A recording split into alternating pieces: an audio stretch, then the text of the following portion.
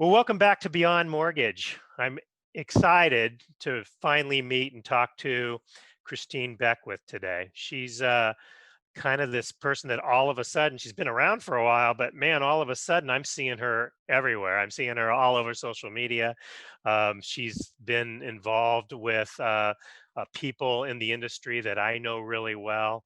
And so I'm hearing Christine's name and photo pop up kind of everywhere. She's an award-winning mortgage industry executive sales leader. She's won tons of awards, and she asked me before this to not really put that on a pedestal, but she's, best women-owned business in banking, most powerful woman in banking in 2009, most connected mortgage pro in 2018 and 19 by the National Mortgage Professional magazine.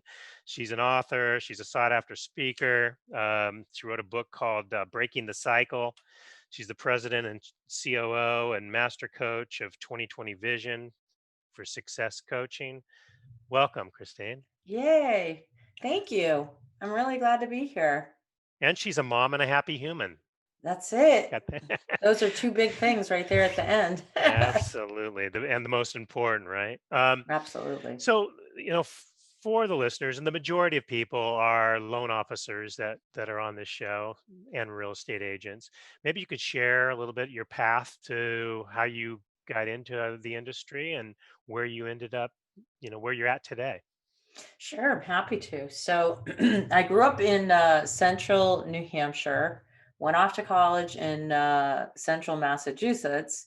And even though I was focused on health, I was going for my sports medicine degree in nutrition, Mhm. had a minor in nutrition, and I was teaching aerobics and I was a physical trainer through college. I also was working at a bank, and I happened to be put underneath an originator at the time, an Italian lady, and we were at a credit union, and I just caught the bug. So for 4 years, kind of as putting myself through college, I watched, this part of the mortgage finance world.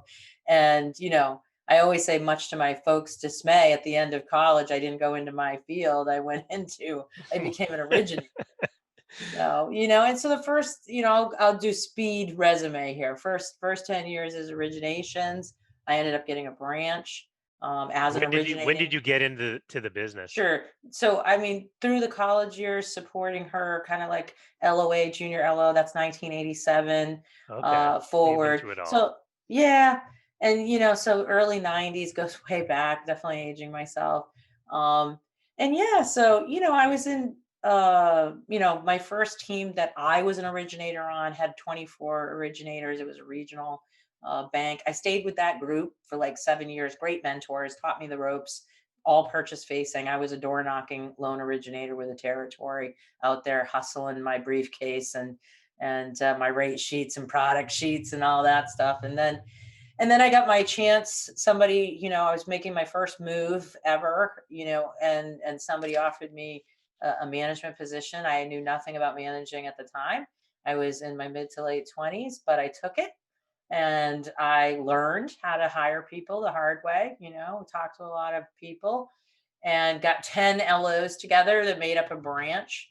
Right about that time when we got everybody into their seats, we had a company come in and buy us, and I became one of the branches for H&R Block Mortgage. So this is the mid 90s, and they are serving 20 million tax preparations a year.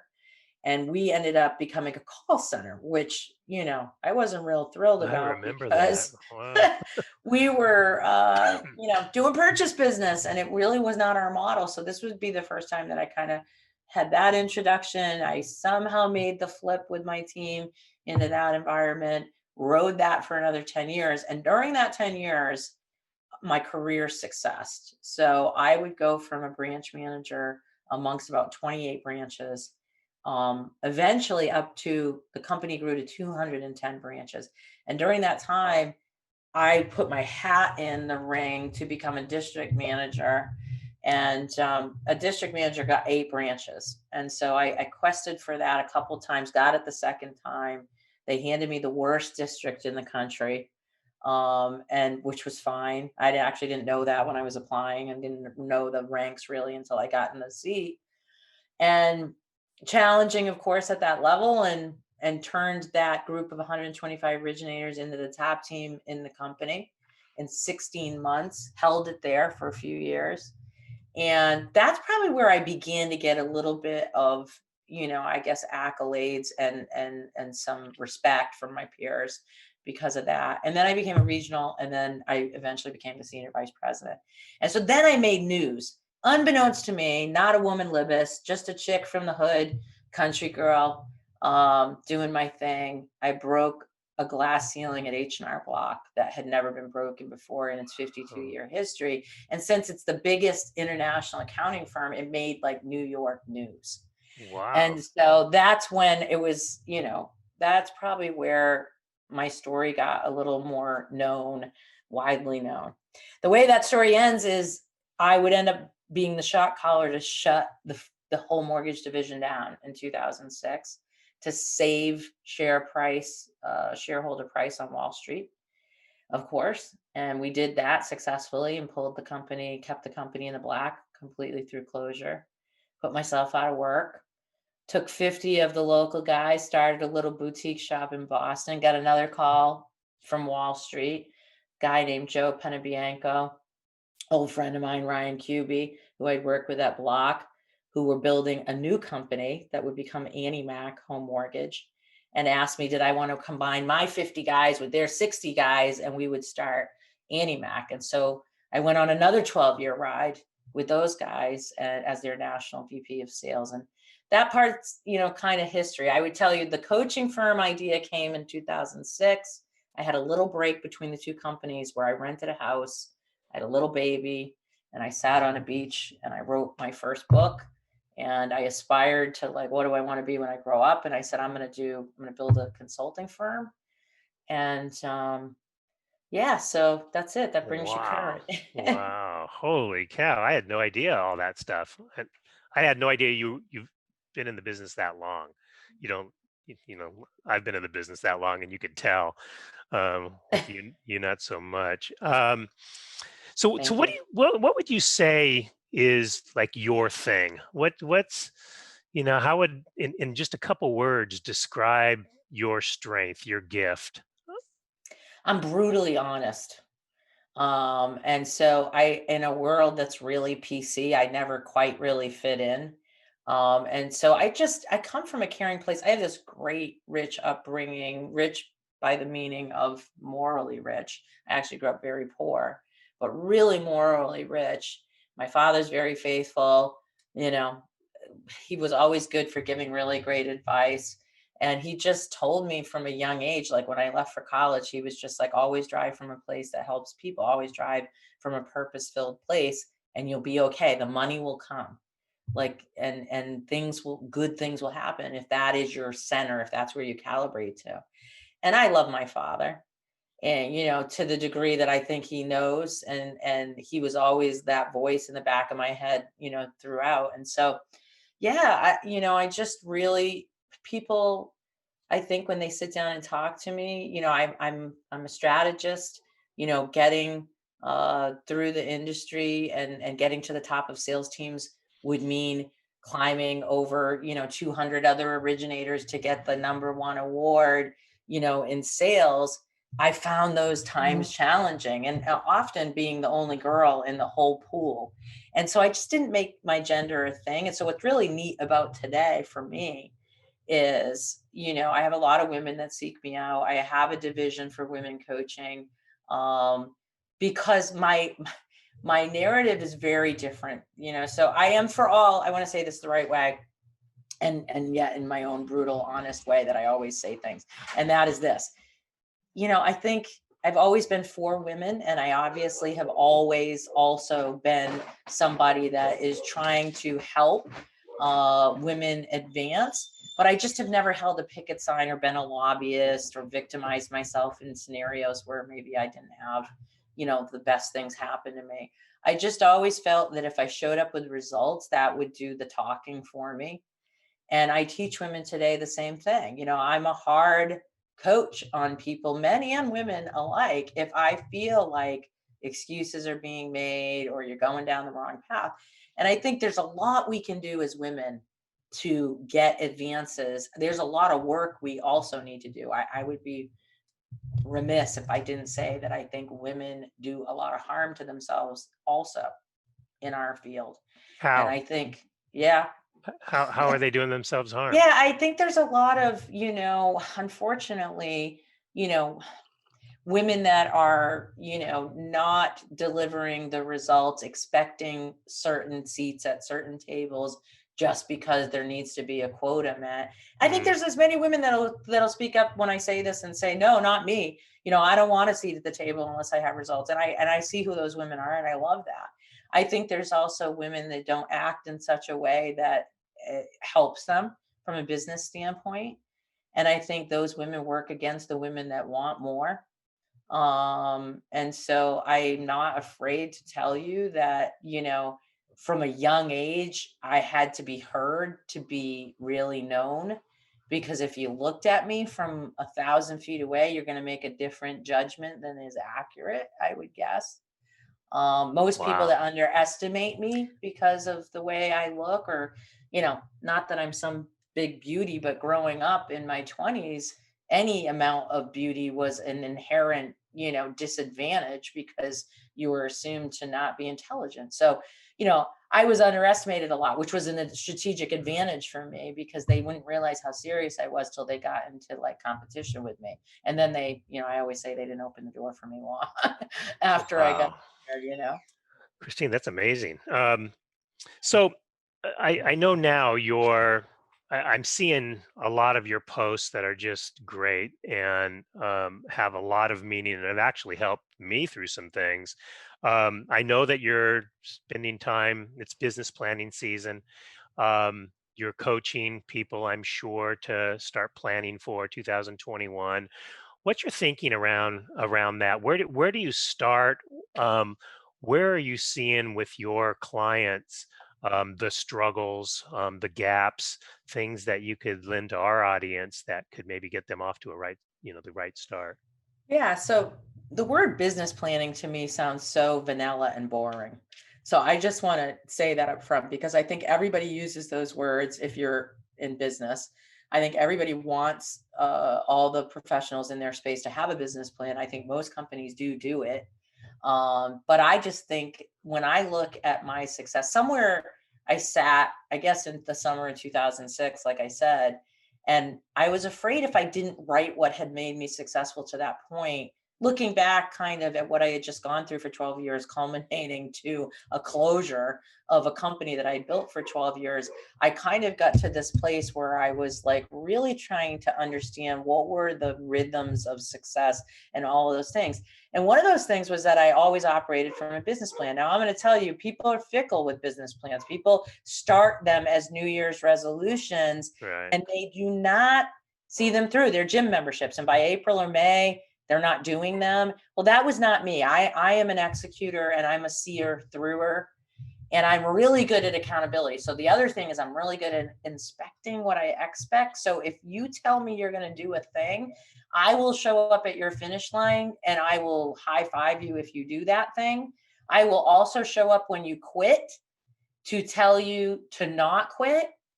And I will also be the person that's kind of there along the way. I really see myself as like that sideline coach that's running with you, running the paces with you. And that's how I became as a leader is I cared enough to say the tough stuff. I wanted people to succeed. I came from a good place, but I also called out BS and that sort of thing. So I don't think business planning is for the faint of heart. I think that there's a wrong way to do it. I think 70% of people do it the wrong way. I think Mhm. I've mastered doing it the right way. You go through a progressive curriculum here at 2020 when you join, and it is just one of those processes that obviously you're going, you start with the business plan and then you go forward with all different kinds of curriculum. And so, it's progressive, but it's stacking of bricks, it's fundamentals. People think they know how to run a business until they have to run a business. Right. And, I promise you, I get top producers here every single day that have sales and production mastered, but have no clue how their financial forecasting works, how their financial forensics work, that where their sales funnels are coming from, what their ROIs are, what their marketing plans are, what their future investments are, the capital that they need to actually do a business. So I'm getting a lot of notoriety right now for growing 2020 vision kind of into this place where we're grabbing market share. But I feel like I'm doing the same thing I did for the last 24 years, growing the two firms that I was at, but I'm doing it in a fishbowl. And I feel like if I'm going to tell you guys how to run your businesses, then I better be able to scale this thing in front of everybody and have everybody see that I Right. know what the hell I'm doing, right? Right, right.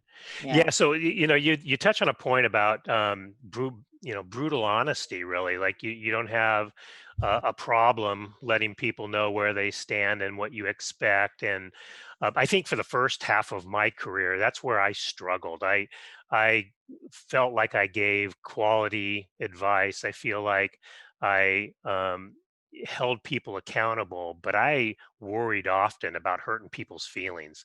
And until I got over that, I had the aha moment listening to John Maxwell one day about if you really care about, if you truly care about somebody, you absolutely need to tell them the truth, because if you're Yeah. not telling them everything, do you really care? And Right. that kind of woke me up to, wow, I'm not being brutally honest enough to where, man, Dan really cares about me. He's telling me this stuff, and it's great to hear that's how you operate. Yeah, Um, I feel like there's a lot of people that guys honesty from a place, if they're not coming from a place where they care. I think everybody knows a leader. I think everybody knows what it's like to be managed by a leader that is not caring. I think everybody knows what it's like to be managed by a leader that doesn't necessarily have somebody else's best interest. Listen, running a business is hard. mhm, Not everybody is mhm. cut out for this. And we tell ourselves a lot of things. And one of the things that we lie to ourselves about is results. And so I will tell you right away that, I'm going to be the person from a caring place, though, that will tell everybody that they're really going about things the wrong way or whatnot, because um, it just, I don't want to see people waste their time. I kind of think of myself as like a combat leader. I use a ton of metaphors when I teach and I talk, love but I it. think the greatest way to express things. So in my mind, every day we're running the troops across the battlefield, so to speak. And I can tell you right now, a lot of people throw their ring into leaderships. And this is how easy it is for me to spot a non-leader. Is if you are on the battlefield, your job is to not only keep yourself safe, but to keep everyone around Everybody's you saying, safe. yep, And so if you are on that field and you are ducking for cover and not moving, if worse, you're putting me at a threatening place, or you're putting other people at a threatening place, I'm going to grab you by your collar and I'm going to scoot you out of the way real quick, because I'm not going to let you sit somewhere you're not ready for. And then I'm going to sit with you on the sideline and say, we got some work to do before you can go back out there. So let's talk about this and get that person. And people that want to receive that do really well with it. The other thing now with being a consultant is I'm a hired, piece of advice. What I'm not is a cheerleader. So what I will tell you is if you're looking for somebody that's going to, necessarily, just say positive things only, people learn really quick. For me, I'm really here to help you run your business. I'm going to look at it from all angles, every facet, and then we're going to, prescribe the remedies. We have over 30 people here at 2020. Many of them are elite executive industry experience consultants that have their own companies that work here with our business people. And so lots of things are happening over here that are helping them with their businesses, but one steadfast thing is that they're getting the truth and they're getting the real assessment. yeah, that's huge. Are you just coaching people in the mortgage industry? Or are you coaching all Right walks of life? now, yeah. Right now, we're coaching mortgage finance professionals and realtors and brokers. But that, so we can do, we're built for scale. So what that means is we are enterprise level solution. So if you have a firm and you have 300 loan officers, and we have many accounts like this, and you don't have a training program that teaches the originator at his or her seat how to run their business from the ground up, everything that you can imagine, modern Really? marketing, modern marketing, business plans, marketing plans, overcoming pricing objections, prospecting, realtor conversations. I mean, all those things. We have our entire curriculum certification system built on an interactive for the modern user, hectic learner, fast paced, short videos that you can watch from iPhones with earpods on Bluetooths and cards from an audible level. And so you're getting certification. So we have a syllabus, a curriculum that people follow. And the neat part is we kind of treat everybody. So you can be a single LO too. You can be a single originator that comes to us and says, I just want to blow my business up, or I just want to build it right. We have a lot of branch managers that are here that have been brought here by leaders above them. We have retail, we have brokerage. We're huge in the brokerage community because of our infrastructure. Hmm. We actually do reporting and analytics for firms. So if you're a brokerage and you haven't forecasted ever and you don't know how to begin the illustration, my financial forensics coach is 24 years mortgage specific, and he'll create that reporting system and structure and put it into the company. So we really are kind of like a warehouse. Your car is your vehicle. You drive it into the warehouse. So we can take buses and we can take VW bugs. We can take motorcycles. We can take whatever in the warehouse. And my team will come over, assess your engine, assess the tires, the air, the wipers, everything. We'll ask you, what do you want to do? Some people want to trade their car in. Some people don't want to be in the vehicle they're in. They don't want to grow anymore. They want to be the CEOs of their company. They don't want to get their hands dirty, but they want as much profit. We can solve to that. That's a very unique business plan. It's different than someone that is wanting production. And so it's really a la carte at a massive level. So if you can imagine, I built the infrastructure of a national lender with all the departments, marketing, social media, and you're going to bring your business in, and you can take what you want from all these departments and resources, graphic designers for social media, like all of that stuff.